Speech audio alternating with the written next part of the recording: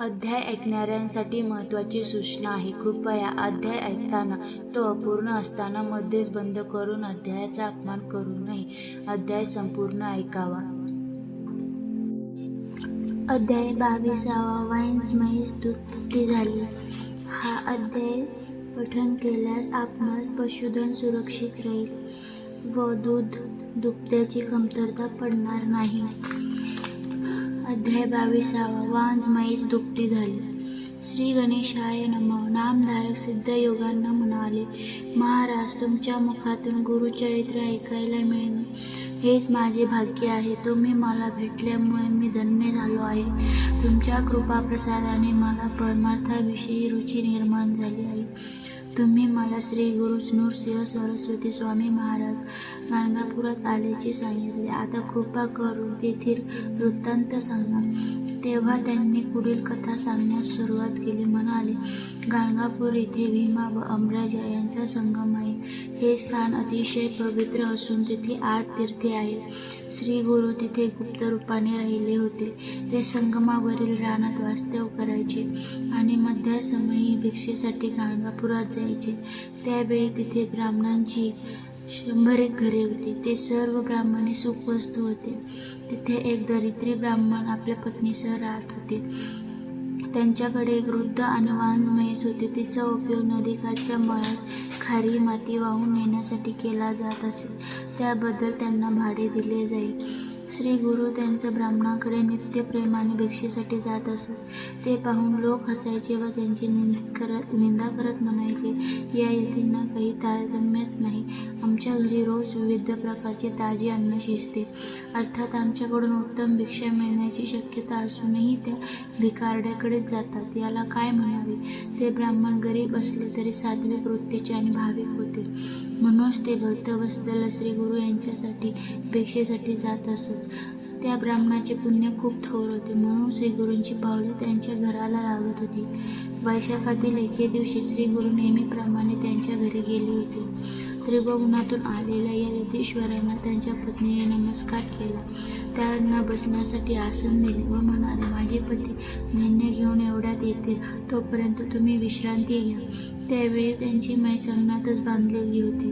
तेव्हा त्यांच्या बोलण्यातील अर्थता जाणून श्री गुरु म्हणाले, बाई, धान्याने मला थांबवू नका. भिक्षा म्हणून या म्हशीचे दूध दिले तरी चालेल.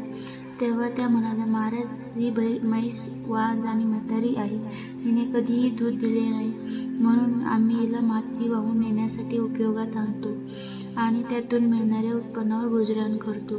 तेव्हा श्री गुरु म्हणाले, तुमचे म्हणणे मला पटत नाही. तुम्ही हिचे दूध काढून आणा बरं. तेव्हा त्या ब्राह्मणीने एक काष्टपत्र घेऊन त्या म्हशीचे दूध काढण्यासाठी गेले. तिचे आचळ पाण्याने स्वच्छ धुतले आणि ते दूध काढू लागले. तर काय आश्चर्य, त्या म्हशीला पाना फुटला. तिने 2 भांडी दूध काढून दिले. तेव्हा दूध त्यांनी घरात नेले. त्या समय श्री गुरु हे सामान्य यती असून अवतारी महात्मा आहेत याची त्यांना पूर्ण खात्री पडली. त्यांनी दुधाचे भांडे श्री गुरूंना प्रेमपूर्वक अर्पण केले.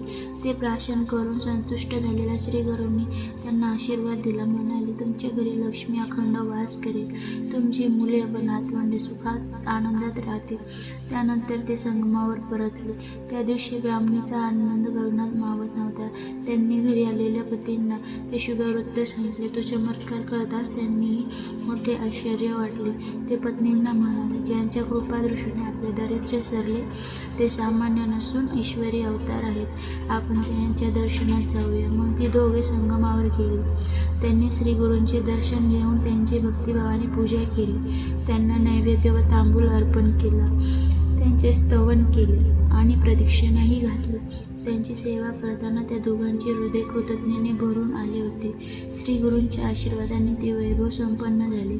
त्यांना सदृढ संतती झाली. ते कुटुंब सुखात आनंदात राहू लागले. सिद्ध म्हणाले, नामधारक ललाटी काही लेख लिहिलेला असला तरी श्री गुरु तो बदलू शकतात असे आहे. त्यांचे अगाध महात्म्य.